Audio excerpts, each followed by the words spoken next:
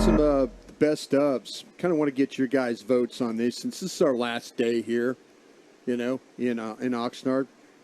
And I just want to kind of get an idea, and I have some categories. And I want to see if you guys can. I think you got butt cracked on that front, buddy. Did I? I see no cool front coming in the next 10 days in Dallas. Oh, hell. I looked at it. I thought it was like 98, Dude. 97. You lying to us now? We got 104. You just making stuff up over there? 102. Oh, is it? Maybe you got a better weatherman. You must have been checking Delcas. I'm sorry. I'll look it up again. I think it was in Brinoff's email. I look at that every day.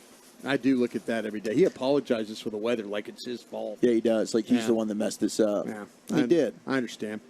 All right.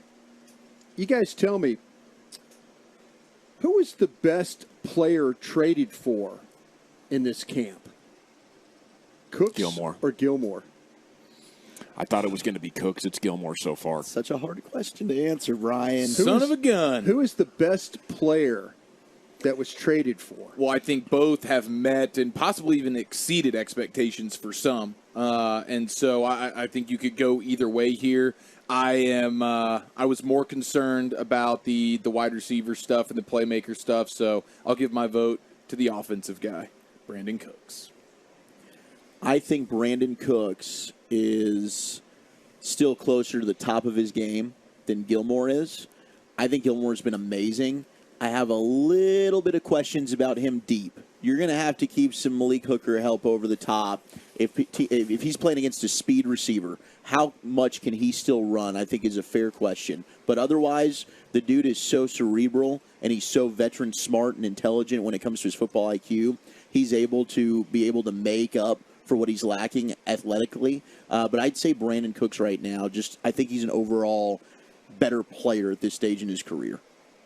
You going with Cooks? I'm going to go with Cooks, but damn, it's close. I do know Gilmore at one point was considered the best corner. It was a very short period of time, maybe just a season or two, but he's been in the top 5. Cooks has never been in the top 5 of receivers. I don't think Gilmore has fallen off that much. I think he's very close to the top of his game still. Yeah, no, they've both been badass. I'll tell you what, man. I love what I've seen from Gilmore. I really do. I'm not gonna fight you on that. But by the way, it sounds like we're getting good positive feedback from Cooks. We're trying to get him on that. Oh, as our weekly guest? Oh, yeah. I had a guy saddle up to me and say, hey, he likes you guys. Yes! So we made a good impression, boys. We're working in the right direction there for sure. We faked it till we made it. So we just got to keep it focused, but we made a good impression with him. Well, then I'm definitely going with Brandin Cooks. Yeah, it's our guy. He's our guy, man. Friend of the show, Brandin Cooks. I love what Gilmore's done. I just think Cooks brings so much with him and CD playing next to each other the way they do. Yeah, it's phenomenal. It just presents such a problem for teams to have to deal with that, and I'm excited about that. All right, who is the best player of the draft class? The best player of the draft class of this last draft class. I mean, I guess it's Jalen Brooks. Okay.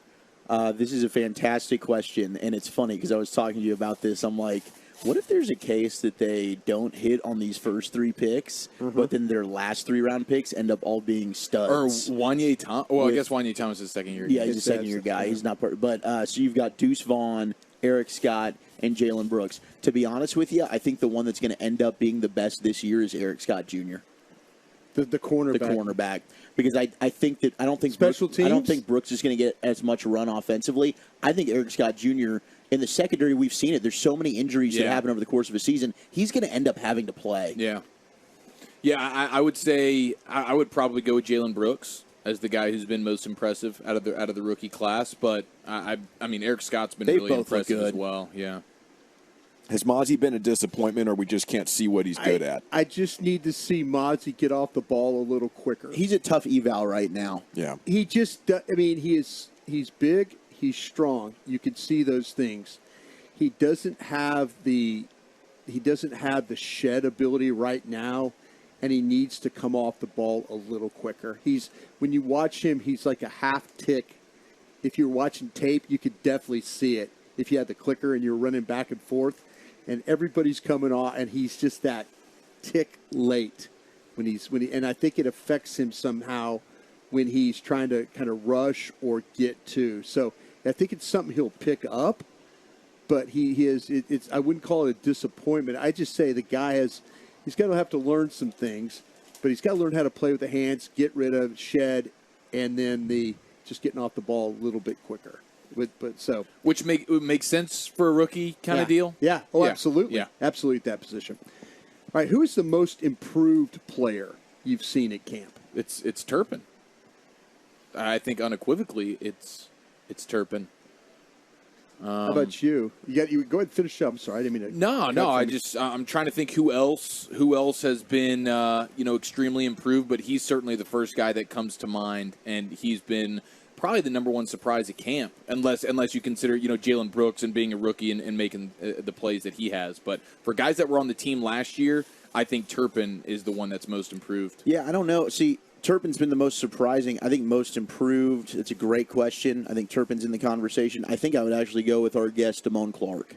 Damone Clark, to me, looks like processing, speed of the game, physically. He's everything you thought when he was coming out of the draft, and why you're right. Like, he should have been a second-round pick. I think Damone Clark's extremely improved, and I think he's about to have a big-time year. Anybody look at Nashawn Wright? Ooh, that's a good one. Nashawn Wright's a good one. The problem with Nashawn is I didn't feel like he was going to. I felt like he was bubble guy all the way. Yeah. And, he's given up some plays, but he's also That's the made thing with some him. plays. He makes them. Yeah, he does make some plays, but then he'll give up. It's just like a little Jekyll and Hyde. It's feast or famine a little bit with Nashawn. Probably doesn't have the speed. I was going to go with Mike McCarthy because he's actually coaching this year, Brian. It's most I like what you're doing. You know there, what? Dog. Gavin wins there. Yeah, I do. I like what you're doing. You nailed it. All right, and the final one, real quick here, before we get out of here, is the best interview that we've done. Oh, dang it. Best interview that we've done. The guy that you really enjoyed sitting down and talking to. To me, it's between Micah and Dak. And I'll go with Micah. That was a cool one. Honestly, we've been spoiled, and shout out to Joe Trahan and the Cowboys. Yeah. Like, Brandin Cooks was fantastic. I'm excited to talk with Damone Clark. I do think it's still Micah Parsons. Micah's been fantastic every time we've had him on. I'll go ahead and throw out Michael Gallup. I thought Gallup was fantastic. Gallup was with great us. too, yeah. And he seems like a sweetheart. Yeah, I'm going to throw in Damone Clark because he's an LSU guy. Yeah, I think that's a good move. We haven't talked with him yet, though. That's mighty predictive, Brian. Well, I mean, you're foreshadowing. You got a scout's eye. He was saying Damone Clark no matter what. I'm just going to say it no matter what because he's an LSU guy. He projects as a good interview. Yeah, he projects as a very good interview. You can ask him a lot of questions. He's very honest about that. He'll tell you about food. He will tell you about food. His past I wonder what he experiences. thinks about the beignattis. Yeah, the beignattis. Ask him the question about the beignattis. I'll ask him about the beignattis. Yeah, please do. He's coming up at 3:20. Definitely not tape delayed. That's Damone Clark with you. He'll be on that hot seat. Thank you, Brian. Thank you, guys. Krusty's Corner brought to you, Thank you, Brian. of course, by the On-Time Experts Air Conditioning and Plumbing. Same-day service guaranteed. And, yeah, we are hoping to hear from Tim in Carthage.